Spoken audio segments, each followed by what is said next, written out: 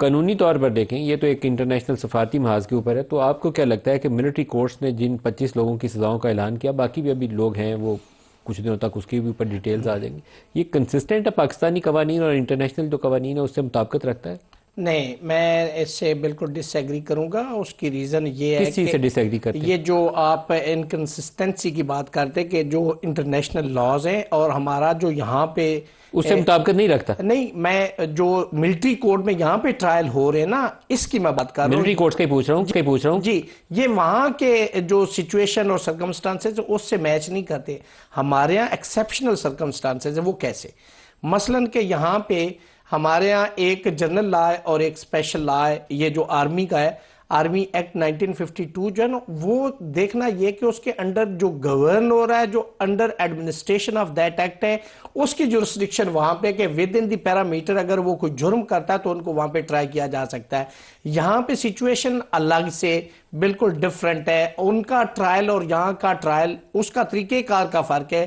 یہاں کا سویلین اس کا آرمی یا ملٹری جو کورٹ اس میں ٹرائل کیوں نہیں ہو سکتا؟ اس کی ریزن یہ ہے کہ یہ تو اس آرمی ایکٹ کے انڈر گورن ہی نہیں کرتا۔ آپ نے اگر لیٹس سپوز دیکھیں وہاں پہ ٹرائل ہوتا ہے تو وہاں پہ پاکستانی قوانین کے مطابق، انٹرنیشنل کو چھوڑ دیں، اس طرح ہم سارے دیکھنے والے بھی کنفیوز ہو جائیں، پاکستانی قوانین اور آئین کو سامنے رکھیں، اس میں ملٹری کورٹس نے جو سزائیں دیں وہ ٹھیک ہیں، درست ہے؟ نہیں، میں اس سے بالکل ڈس ایگری کرتا ہوں۔ سویلین کا ٹرائل وہاں نہیں ہو سکتا۔ کیوں نہیں ہو سکتا؟ نہیں ہو سکتا؟ دیکھیں ملک صاحب، یہاں پہ جو کاگنیزیبل اوفینس ہوتا ہے جیسے 780 یا فلاں ہے تو 154 کے تحت سی آر پی سی کے تحت ایف آئی آر ہو جاتی ہے۔